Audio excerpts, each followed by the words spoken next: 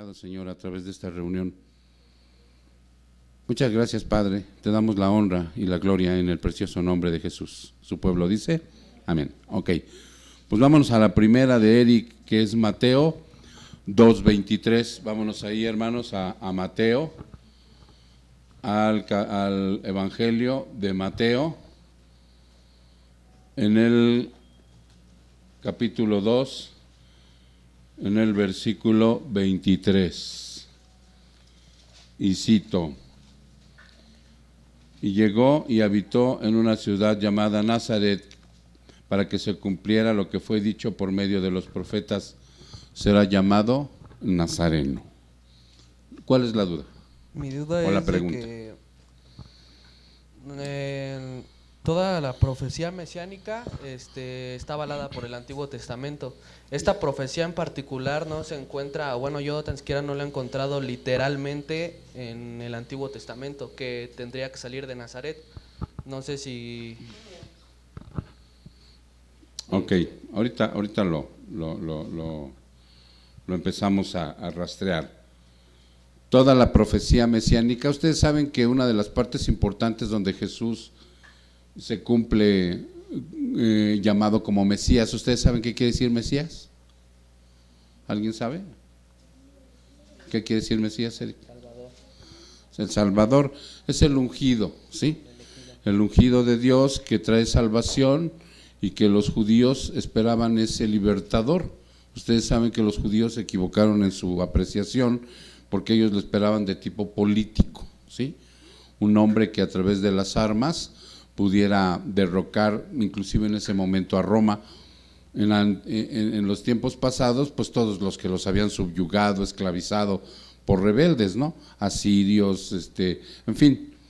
Mas, sin embargo, en este momento del Evangelio, ya cuando está Jesús, era Roma el que los tenía atorados, pero ese era el significado del Mesías, ¿no? Ahorita lo que cantamos. El Señor tenía ese ministerio mesiánico, era el ungido, el elegido de Dios para libertar a un pueblo, ¿ok? Entonces, dice aquí que la mayor parte de esas profecías fueron dictaminadas por los profetas, Isaías, Jeremías, Nehemías, en fin, todos los profetas hablaron de su venida y el pueblo lo sabía. Donde no aceptaron a Jesús fue porque Él les dijo: mi reino no es de este mundo, yo traigo una situación diferente. Ellos esperaban venir alguien con linaje, que naciera a lo mejor en Jerusalén, en una de las casas de los fariseos, de una tribu, en fin, así rimbombante, ¿no? Pero como nació en Belén, fue hijo de una campesina, hijo de un carpintero, ¿sí? Y luego fue creado en Nazaret, ¿no? De Nazaret decían los mismos apóstoles y profetas: qué bueno puede salir de ahí, ¿no? Es como si dijeran: ¿en dónde? ¿En Jaltinco? No puede ser. Y ahora que hasta una iglesia de sana doctrina hay ahí, no creo. Si ahí hay puro malandrín. Entonces, eso fue. Entonces, la duda de Eric dice que esta profecía él ya la checó en todo el Antiguo Testamento y no viene profetizada por ningún profeta del Antiguo Testamento. Entonces, no, literal no. Entonces, si no está en el Antiguo Testamento, entonces quiere decir, sí. Adelante, sí, pues adelante. Dice que le pusieron así dice, habría de ser llamado Nazareno. Se puede considerar, uno, como nombre de honor y dignidad, aunque primordialmente no significa otra cosa que hombre de Nazaret, pero sirve misteriosamente para iluminar tres aspectos de nuestro Salvador. Se advierte una alusión al retoño que habla Isaías 11:1, del retoño de la raíz de David, que significa Netzer. Y dos, en el lugar humilde, modesto, que en la reputación de los judíos ocupaba Nazaret. Se nos recuerdan los pasajes de Isaías en el capítulo 40 al 55, referentes al siervo sufriente. Y en la palabra Nazaret, Mateo nos recuerda el Nazaretato de Números 6, 1 al 21. Dice, es cierto que Cristo no fue en sentido estricto un nazareno, ya que él bebía vino y tocaba cadáveres, pero lo era en sentido eminente por su santidad singular y además por su solemne designación y total dedicación al honor de Dios en la obra de nuestra redención. De la misma forma que Sansón fue hecho nazareno para salvar a Israel. Sí. Sí, o sea, un título de honor. Entonces, Sansón, también desde el vientre de su madre, se le dijo que iba a ser nazario. El nazareno tenía unas características. No se cortaba el pelo, no bebía Esas características alcohol. está en número 6, Vámonos a número 6. del 1 al 21. Vámonos a números 6.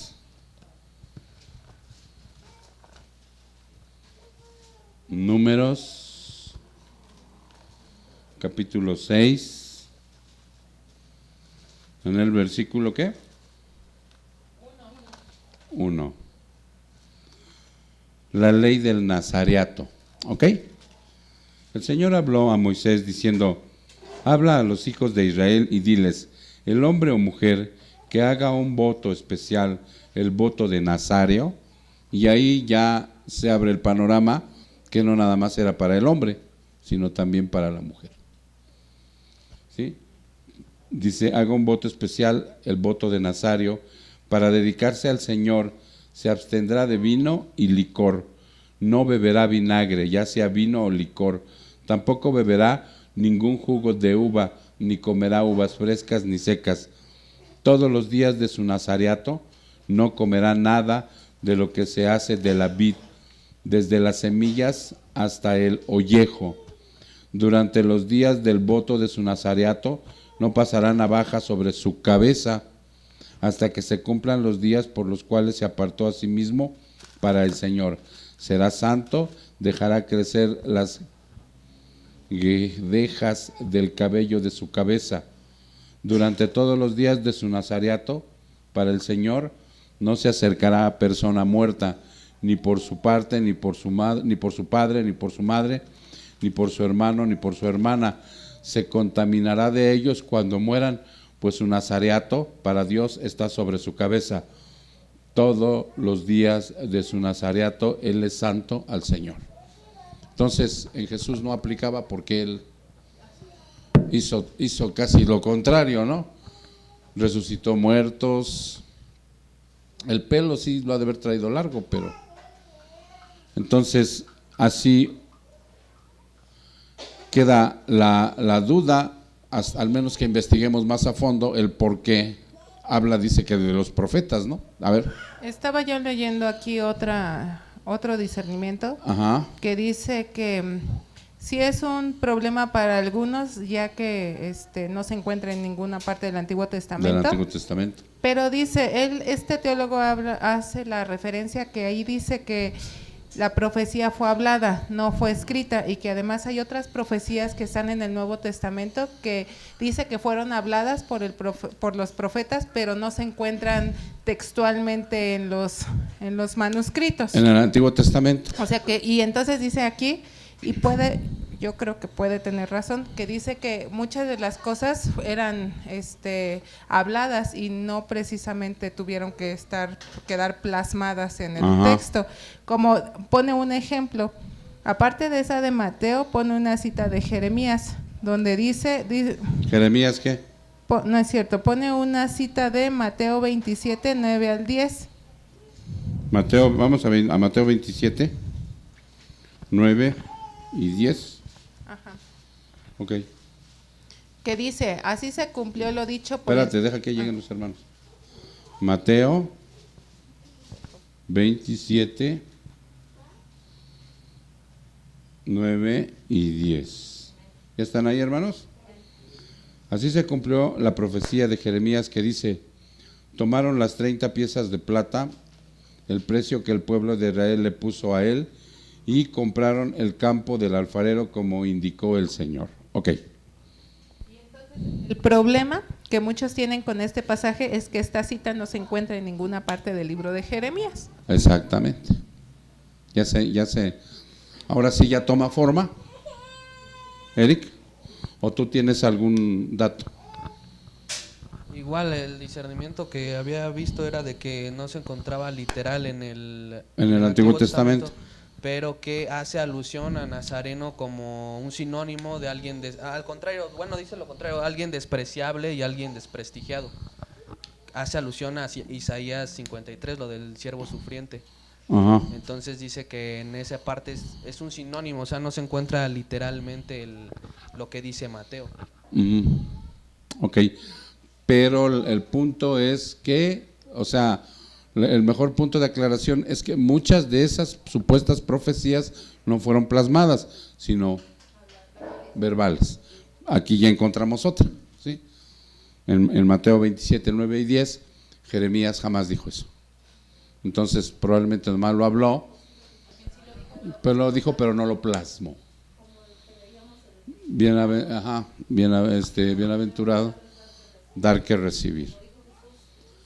Y no se encuentra en ninguna parte de los evangelios.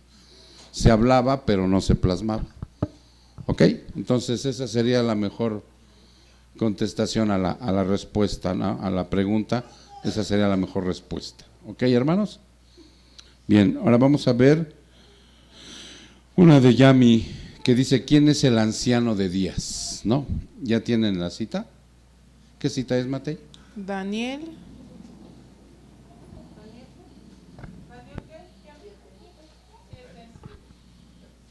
Daniel, capítulo 7.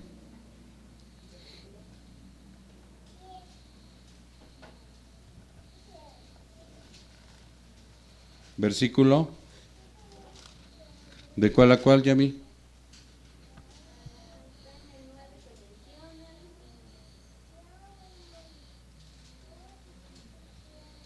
Vamos a ver desde el 9, ¿no? Hasta más abajo menciona 7, 9. Ok, dice: seguí mirando hasta que se establecieron tronos y el anciano de días se sentó. Su vestidura era blanca como la nieve y el cabello de su cabeza como lana pura. Su trono, llamas de fuego, y sus ruedas, fuego abrasador. Un río de fuego corría saliendo delante de él. Miles de millares le servían y miriadas de miriadas estaban en pie delante de él. El tribunal se sentó y se abrieron los libros. Entonces yo seguí mirando a causa del ruido de las palabras arrogantes que el cuerno decía. Seguía mirando hasta que mataron a la bestia, destrozaron su cuerpo y lo echaron a las llamas de fuego. A las demás bestias se les quitó el dominio, pero les fue concedida una prolongación de vida por un tiempo determinado. Seguí mirando en las visiones nocturnas, y he aquí en las nubes del cielo venía uno como un hijo de hombre, que se dirigió al anciano de días y fue presentado ante él, y le fue dado dominio, gloria y reino para que todos los pueblos, naciones, lenguas le sirvieran. Su dominio es un dominio eterno que nunca pasará, y su reino uno que no será destruido. Ok, ya con eso, ¿no? Es suficiente. Entonces la pregunta de Yamilet es: ¿quién es el anciano de días? Y está muy claro, ¿no? Es el anciano de días. O sea, no hay otro. O sea, pero ¿a qué te refieres, Yami? ¿De la Trinidad? ¿Quién es? ¿Es Dios Padre, Dios Hijo o Dios Espíritu Santo? ¿Quién es el anciano de días? Ahí está dictaminado, ¿no?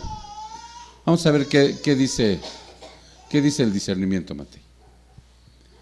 Vamos a ver qué dice. Anciano de muchos días es una expresión que designa a Dios como juez eterno. Compárese con Isaías 57:15. Vamos por partes, para ir despacito. Ahí está dando un dato un teólogo que es Dios el Padre. Dios el Padre. Dios el Padre, que designa ¿qué? ¿O qué dijiste? Que designa a Dios como juez eterno. Juez, como un juez eterno. Y se encuentra, ¿dijiste? En compararse con Isaías 57:15. Isaías 57:15. Vamos ahí. Ok.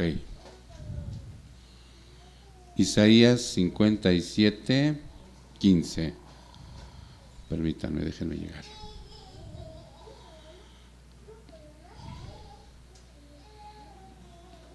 Ok. Y cito. El alto y majestuoso que vive en la eternidad, el santo dice, yo vivo en el lugar alto y santo con los de espíritu arrepentido y humilde, restauro el espíritu destrozado del humilde, reavivo el valor de los que tienen un corazón arrepentido. ¿Ok? Y luego dice, ajá. el mismo simbolismo ofrece la expresión del versículo 9. Ok. Cuando lees... Exacto, cuando se lee el 9 y se lee es lo mismo. Es el mismo simbolismo. Ok, síguele.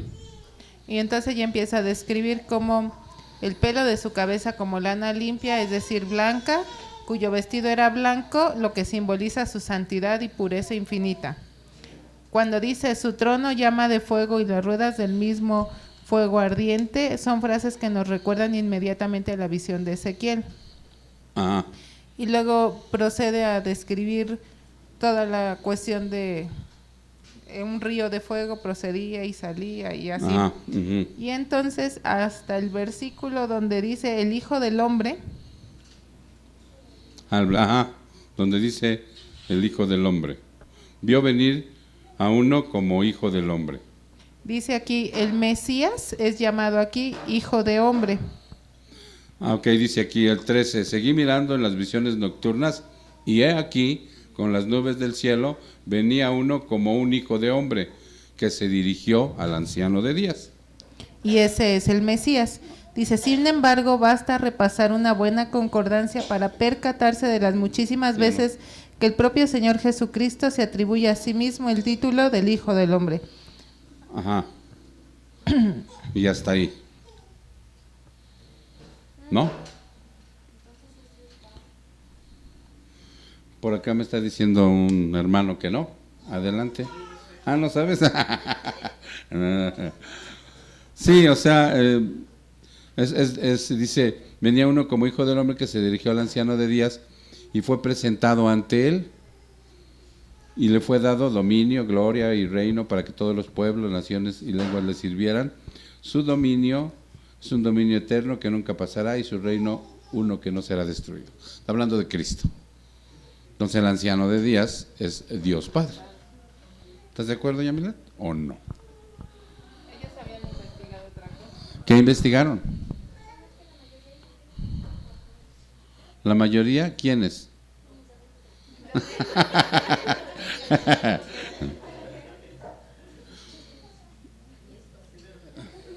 No, porque probablemente se confundan con que sea Cristo, pero está muy claro cuando hace la alusión de los pasajes de Isaías y de Ezequiel. Hace un simbolismo igualmente, hablando de Dios Padre. Cuando Ezequiel e Isaías tienen una visión también, hacen una comparación simbólica con el anciano de días. Y posteriormente en el capítulo 13 se presenta ante el anciano de días uno que viene como hijo de hombre y se le entrega el poder, el dominio, el reino. ¿Sí? Entonces, si no hay otra alusión, a ver, Eric. Nada más sobre la expresión de anciano de días. Ajá. Se menciona sobre que no es frágil en longevidad, sino ni un símbolo de fragilidad, sino que alude a la eternidad, por eso de días. Sí. Y la sabiduría que Dios tiene para juzgar. Y es la manera en la que también expresa en el Nuevo Testamento a los ancianos de la iglesia, que ellos en la iglesia tienen sabiduría y la autoridad, por así ¿Hacen decirlo, una de aplicación? juzgar. Ajá, más o menos así. Hacen una aplicación, ¿no? Para ver que los ancianos de la iglesia aplican las cosas de Dios. Ok, pero en sí, la pregunta es, ¿quién es el anciano de días? Aquí dice que el Padre Eterno es el anciano de días. Sí, y a ver, adelante. Tengo aquí otros diccionarios donde dice, en un diccionario dice Dios, o sea, el anciano de días es Dios, como se le aparece al profeta Daniel. Otro diccionario dice que es Dios, como se le aparece al profeta Daniel, igual. Y otro dice que, bueno, el del adventista lo pasamos porque ese no vale. Dice, es la traducción de la expresión aramea con la que se hace referencia a una persona entrada o avanzada en días. Este título de Jehová solo aparece en Daniel y se alterna con el título supremo. La esencia tiene lugar en el tribunal donde el anciano de días se sienta para juzgar a las potencias mundiales representadas simbólicamente por enormes bestias. El título de anciano de días distingue al Dios eterno de las potencias mundiales que sucesivamente suben y caen, y además representa a Jehová en su papel de majestuoso y venerable juez de todos. Ok, la mayor parte está de acuerdo que es Dios Padre, ¿no? Y por las versiones que estamos observando ahorita, pues la mayor parte de las versiones habla de que Jesucristo se presenta ante él y él le entrega el dominio, poder, la gloria, el reino. Pero de todos modos le damos una checada, ¿no? Le damos una checada para reafirmar, porque puede ser dos posturas, ¿verdad? Pero en realidad puede ser uno de esos versículos en donde verdaderamente nos presente un, ¿cómo le llama esa expresión? Un galimatías, ¿no? Es algo que no tiene ni pies ni cabeza y nos puede confundir. A lo mejor ahí está, pero no lo vemos. Entonces, danos chance. Ahorita nos quedamos con la postura de que es Dios Padre, pero le damos otra investigada. Sino a través de lo que vayamos observando ahorita, a ver si encontramos algo más. Yo aquí encontré también uno que dice que el anciano de días no es otro más que Jesucristo mismo. Pero al estar viendo los versículos que él pone, no avalan. Pone que el alfa y el omega, ¿sí? Entonces, no, el alfa dice, yo soy el alfa y el omega. ¿Quién? Dios. ¿Quién es? Dios, ¿no? Dios Padre. Ok, Padre, Hijo y Espíritu Santo, exactamente. La Trinidad, porque cuando en Apocalipsis dice yo soy el alfa y el omega, el primero y el último, hay una parte donde dice yo Jesús. Entonces está hablando de la Trinidad. Y aquí no habla de la Trinidad, sino habla específicamente de alguien en especial, de una persona de la Trinidad. Ok, entonces nos quedamos con esa, ¿no? Y lo investigamos ya a mí. Ustedes ya me parece que hace como cuando estaban en la escuela bíblica, ¿no? Tú y Jesús iban juntos a la escuela bíblica. Tenían como 10 años cada uno. ¿Ya lo habían investigado? No. Ok. Bien, vamos a ver otra de Eric, que es Primera de Corintios 5:9. Vámonos a Primera de Corintios 5:9.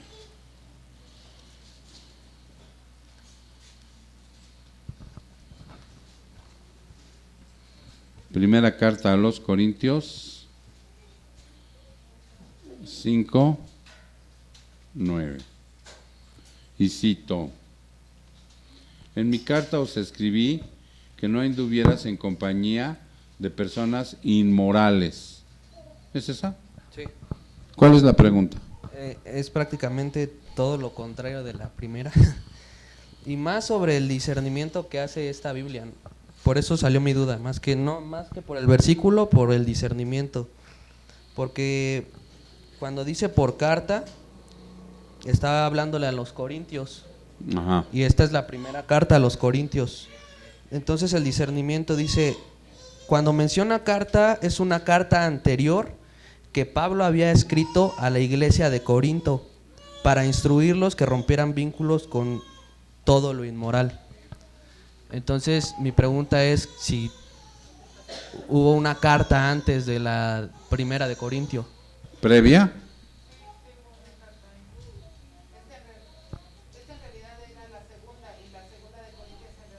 Era la tercera.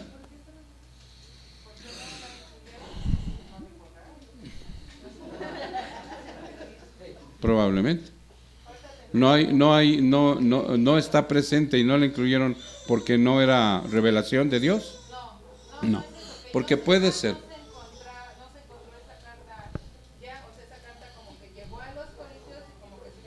Se perdió. Ok.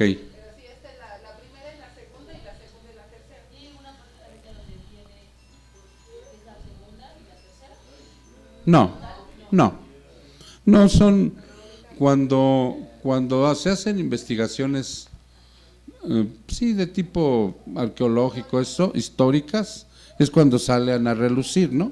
Hay muchos escritos como el Evangelio de Judas y cosas así, ¿no?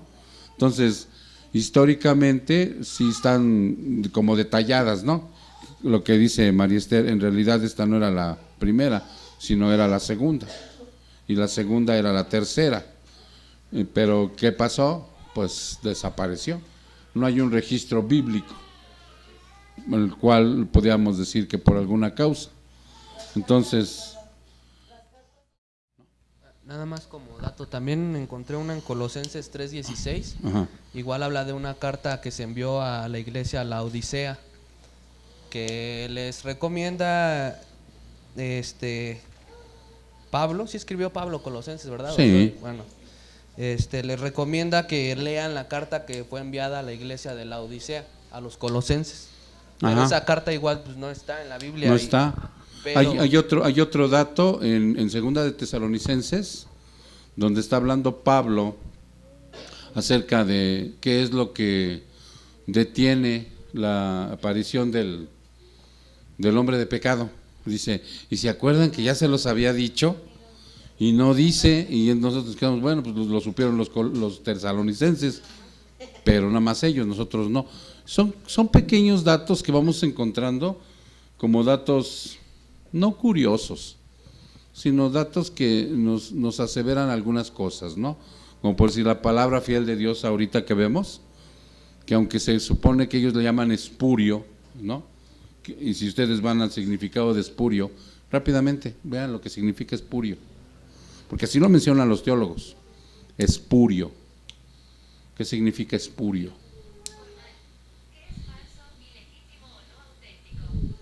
¿Se dan cuenta? Mas sin embargo no es verdad, para mí no es verdad. O sea, esos textos del 9 al 18 para mí es palabra de Dios, por lo que ya hemos investigado. Pero otros dicen que es falso, que es... Ya se aclaró, ¿no? Ya se resolvió tu duda, ¿no? Pues, ¿existió otra carta? Sí, sí existió otra carta. ¿Qué pasó? No se encuentra, o probablemente hay algún dato por ahí. Pero con respecto a lo del consejo y el canon de Nicea que se hizo para reunir las escrituras, ajá. También creo que antes pertenecía al canon el libro de Enoc, y creo que Enoc está citado en Judas.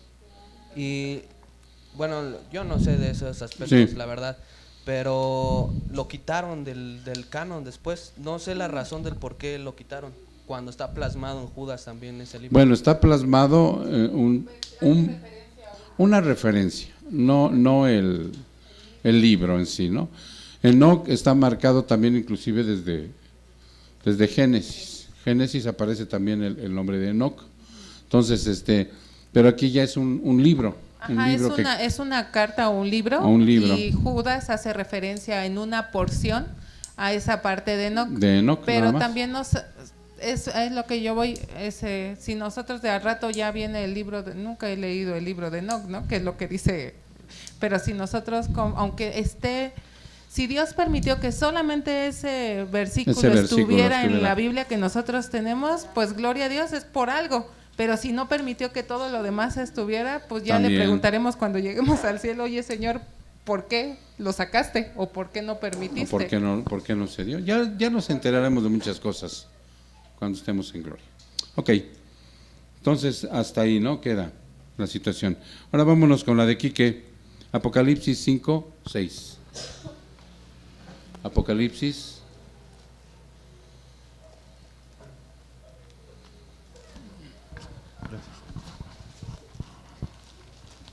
Capítulo 5.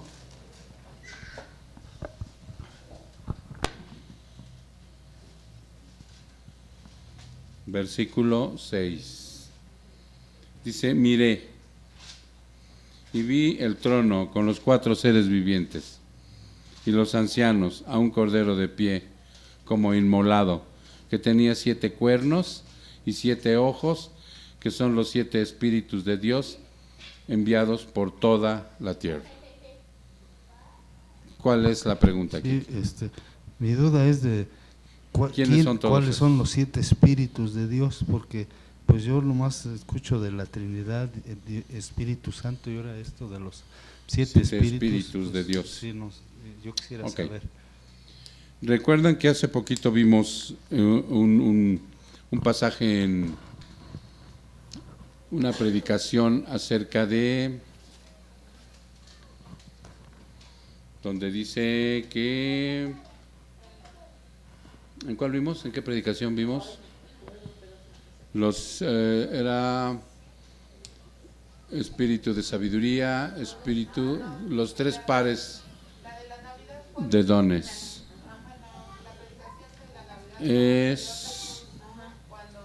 Pero ¿cuál? ¿Qué? Sí, ya sé que Isaías, perfecto, ya me acordé. Isaías, me parece que es 7. No.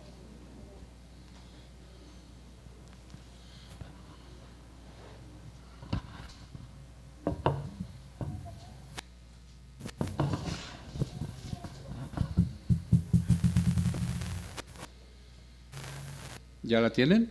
No. Pues no la encontré.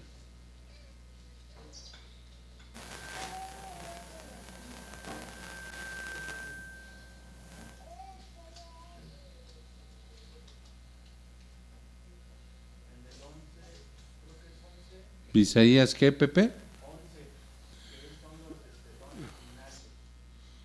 Isaías 11.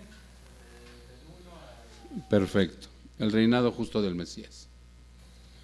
Ok. Fíjense cómo dice ahí, ¿no? Y debemos de vincularlo con lo que dice Enrique, que es Apocalipsis, sí, es Apocalipsis 5, 6. Apocalipsis 5, 6. Ok. Aquí cuando dice los 7 aspectos del Espíritu de Dios, no son 7 espíritus realmente de Dios. Una vez, hace poquito, yo lo escuché en una entrevista que le hicieron a un predicador de la prosperidad que se llama Benny Hinn, y él se aventó bajo la unción de Dios, dijo que él estaba ungido en ese momento por Dios, y dijo que había en la Trinidad, en cada persona había 3 personas más. Dijo, hay 3 personas en el Padre, 3 personas en el Hijo y 3 personas en el Espíritu Santo. Y después, como a los 4 días, le volvieron a hacer la entrevista y le dijeron, Pastor Hinn, usted hizo una aseveración acerca de, dice, no, es el mayor disparate que yo pude haber dicho. O sea, se retractó.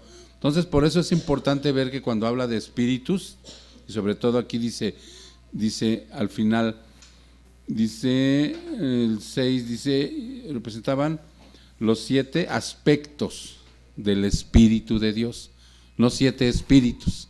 ¿Ya se entendió, Quique? Es que aquí en mi versión, ¿Cómo dice? La Reina Valera dice, los cuales son los 7 espíritus de Dios enviados por toda la tierra. Ok. La Reina Valera, recuerden que tiene algunos aspectos de mala traducción. 7 espíritus, que son los 7 espíritus de Dios enviados por toda la tierra. También así dice las Américas. Ok, Entonces vamos a ver en Isaías primero, en el 11.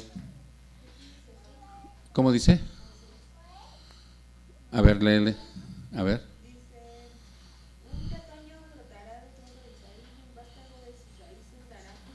Ajá. A ver, hasta ahí párate, ahí párate. Estás en el, ¿qué? En el 11, ¿qué? 11:2. Fíjense bien lo que está diciendo Suri. Dice, y reposará sobre él el Espíritu del Señor. Ese es uno. Ese es lo que decíamos que era la lámpara. Son los 3 pares binarios y donde desemboca en el Espíritu del Señor, ¿ok? Entonces dice, espíritu de sabiduría y de inteligencia, 2, espíritu de consejo y de poder, 4, espíritu de conocimiento y temor del Señor, 6, y el Espíritu de Dios, 7. O sea, entonces son las 7 lámparas. Ok, ¿ya tienes algo, Matei?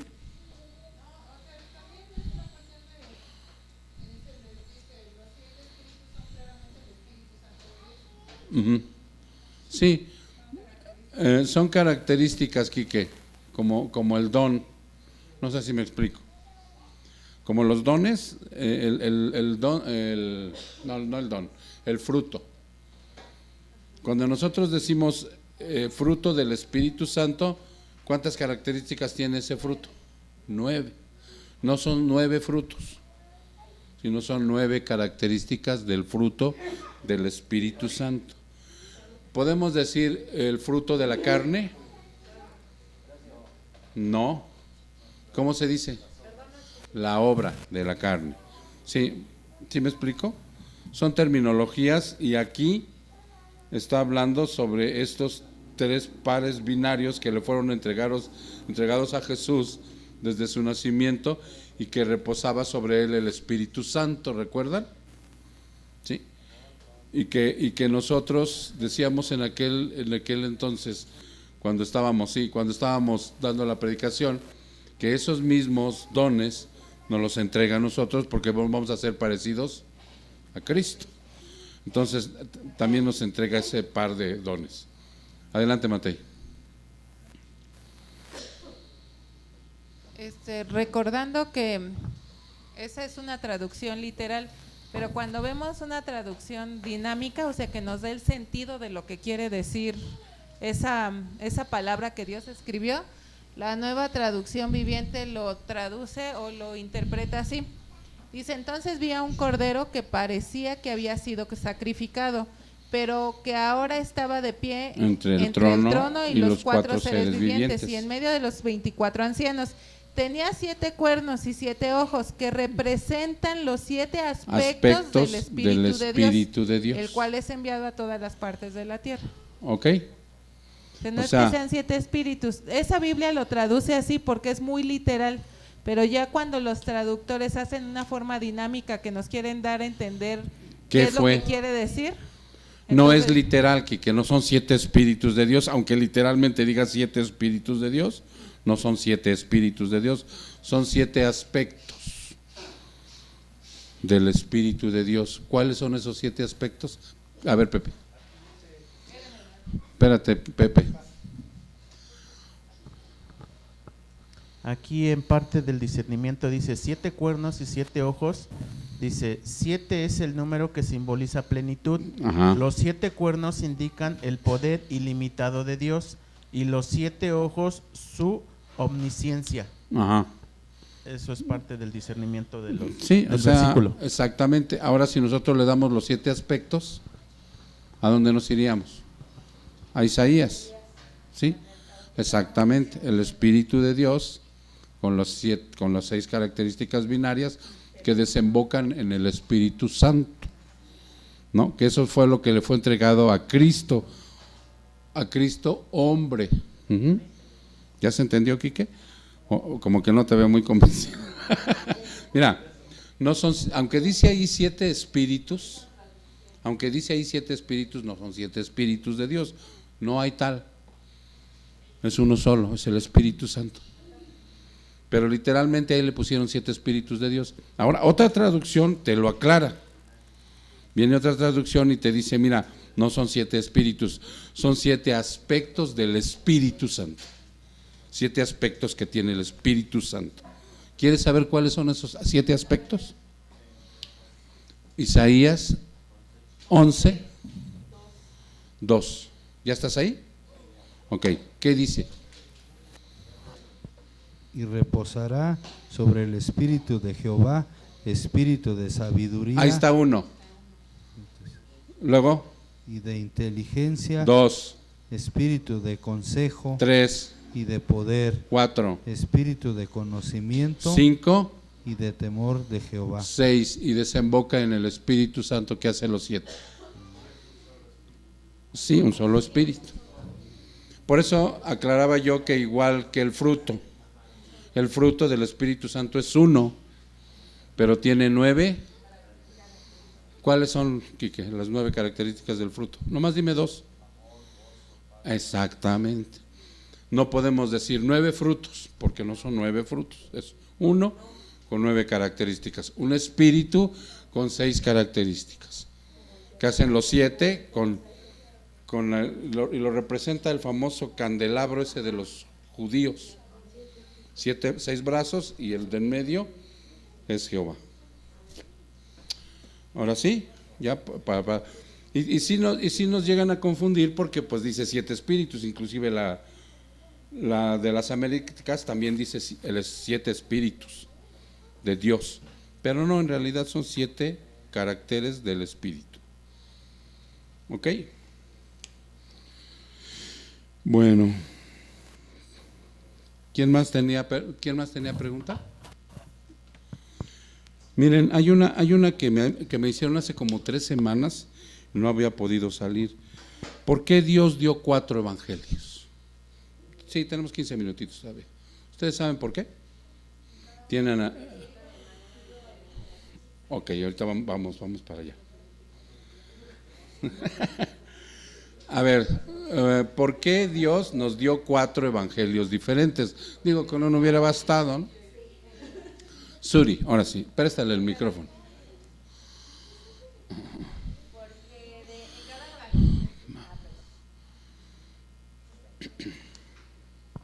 Porque en cada evangelio, ¿cómo se dice? Exalta diferentes, no, representa de diferente manera a Jesús como hombre, como Dios todopoderoso, como rey y el siervo sufriente. Ajá, por eso. Ok. Lulu, ¿la pasas? Era eso, ok. ¿Alguien más, hermanos? Para que les pase el micrófono, ¿quiere dar algún punto de vista? Era eso. Les voy a dar algunos datos, ¿no? Para ampliar la respuesta. 1. Nos va a proporcionar una mejor descripción y más completa de Cristo. Porque eso que dijo Suri es verdad. Mateo lo presenta como el Rey de Reyes, ¿no? Entonces él le presenta a un pueblo, ¿a quién? A los judíos. Los judíos eran los peores detractores de Cristo, Mateo. Eran los peores detractores de Cristo. Y como tal lo presenta porque ellos, ¿qué pidieron? Un rey de carne y hueso. O sea, les dio a Saúl, ¿no?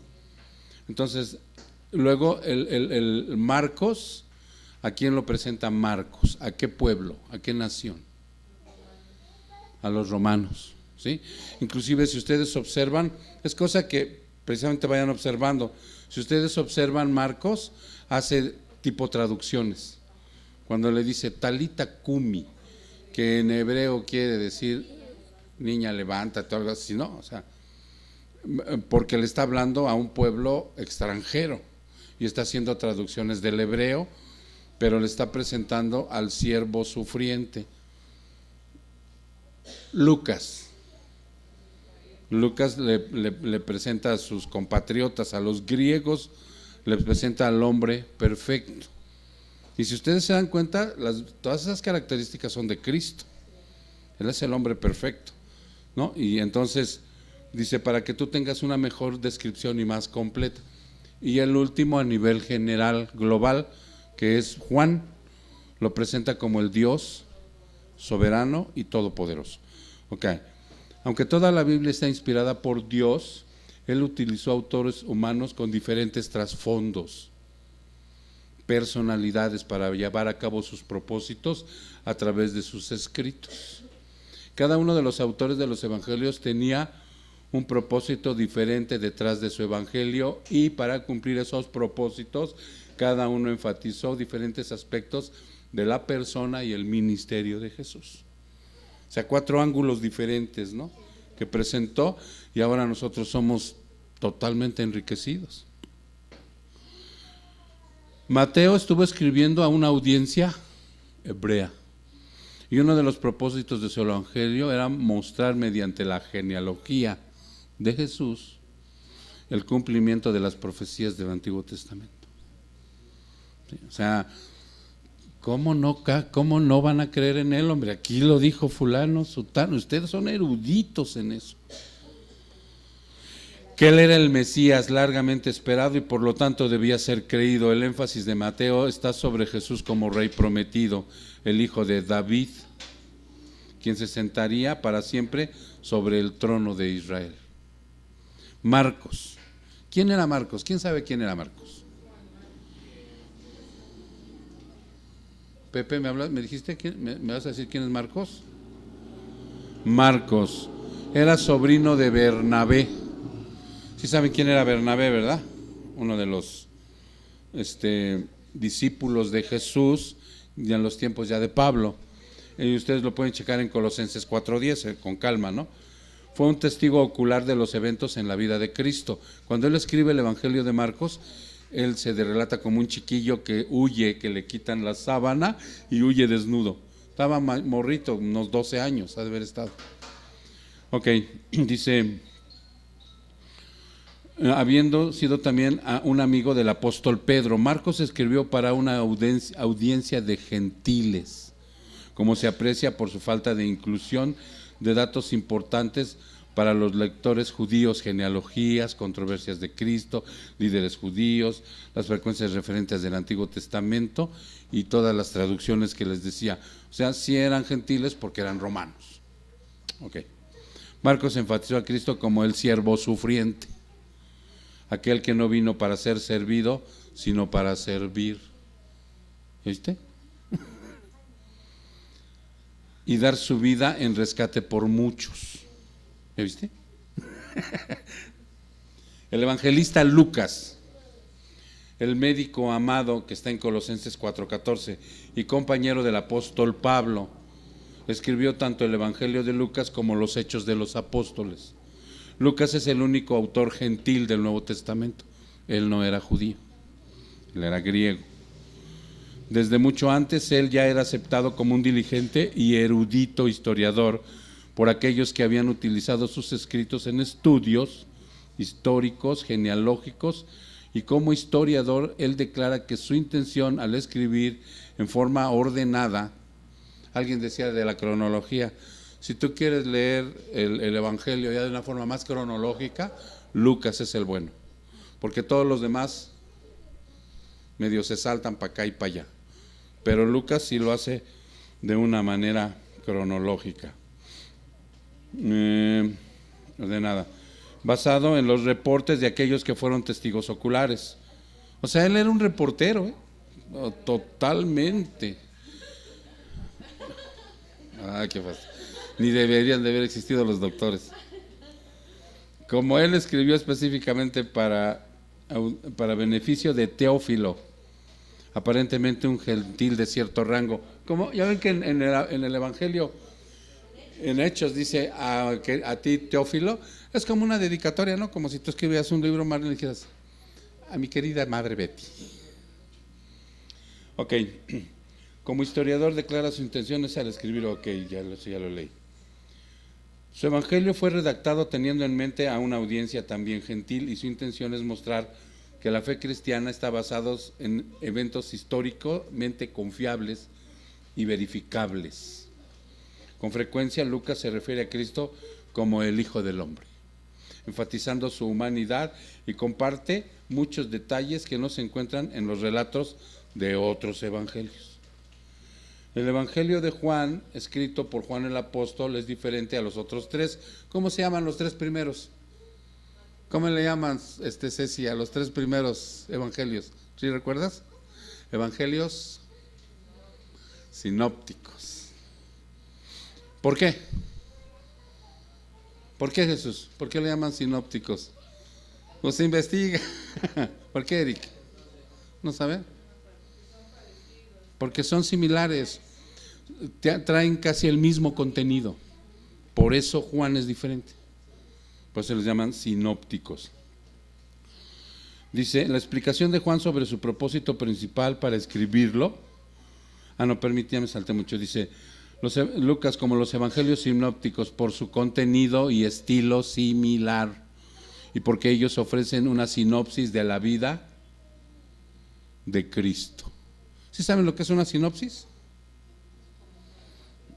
Resumen, exactamente como ves atrás de la portada de la película y ves la sinopsis.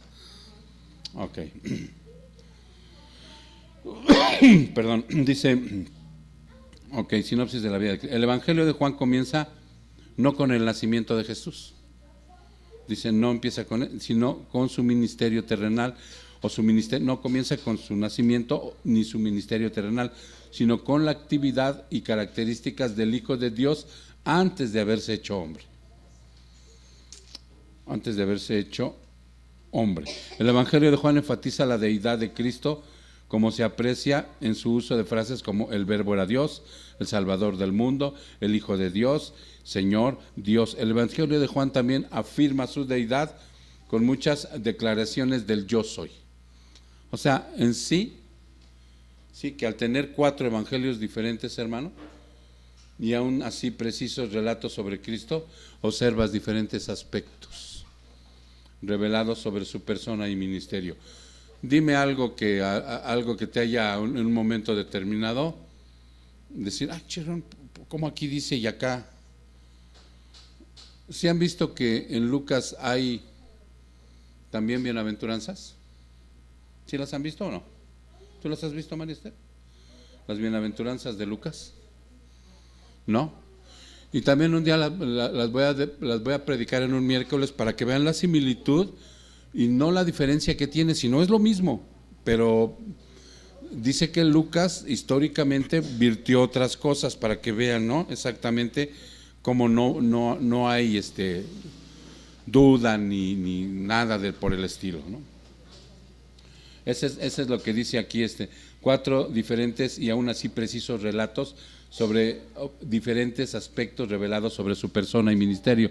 Cada relato, cuando es añadido a los otros 3, se asemeja a un hilo más de diferente color entretejido con un tapiz que forma un cuadro más completo de aquel que está más allá de toda descripción. Mientras que nunca comprenderemos enteramente todo acerca de Jesucristo. Ahí vienen a través de los 4 evangelios podemos conocerlo lo suficiente para apreciar quién es Él, lo que ha hecho por nosotros, para que podamos tener vida a través de la fe en Él. O sea, eso es algo bien importante sobre esta pregunta, que ustedes se den a la tarea de estarlos leyendo, estudiando continuamente, los 4. Cuando a mí me pide alguien de inicio que con cuál empieza, yo siempre lo mando a Marcos, que es el más pequeñín, porque nada más tiene 16 capítulos. Y Mateo tiene como 28, ¿no? Mateo tiene 28 y Marcos tiene 16. Entonces, para empezar, puedes empezar con Marcos, pero es importante que vayas observándolos. Entonces dice, para permitirnos verificar también la veracidad de sus relatos, la Biblia desde sus primeros tiempos declara que en una corte legal no debe emitirse un juicio contra una persona basándose en el testimonio de un solo testigo ocular, sino que era requerido el de mínimo 2 o 3 testigos. De esta manera, teniendo diferentes relatos de la persona y ministerio terrenal de Jesucristo, nos permite evaluar la precisión de la información que tenemos concerniente a Él. Por eso hay 4 evangelios. ¿Has entendido? ¿Alguna pregunta? ¿Algo más que te surja de duda sobre estos 4 evangelios? ¿No? ¿Todo claro? Ok. Bueno, pues hasta aquí llegamos, mi hermano. Vamos a orar. Padre, te damos muchas gracias, Señor, en esta noche, donde nos has permitido escudriñar tu palabra. Perdónanos, Padre, porque es grande nuestra ignorancia y a veces hasta avergonzados nos sentimos de no poder escudriñar más y tener más tiempo para meternos a fondo, Señor, y conocer de tu vida, de tu obra, de la redención, de la historia tan maravillosa que nos has dejado aunada a todo lo revelado y lo sobrenatural de tu gracia. Perdónanos, Padre, pero estamos muy limitados, Señor. Pero aún y con eso, Señor, nos regocijamos, te damos gracias, te damos honra, Señor. Y el compromiso sigue, Padre. El compromiso, Señor, es contigo. Para que de esa manera, Señor, tú sigas dándonos hambre y sed de justicia en todo momento. Gracias, Señor. Te damos la honra y la gloria en el precioso nombre de Cristo Jesús. Y te pido, Padre, que lleves con bien a mis hermanos a sus lugares de donde ellos vienen. Que te ruego, Señor, que los guardes de cualquier peligro, de cualquier asalto, de cualquier situación, Padre, que no esté conforme a tu voluntad. Muchas gracias, Padre. Te damos honra y gloria en el precioso nombre de Jesús. Su pueblo dice, amén.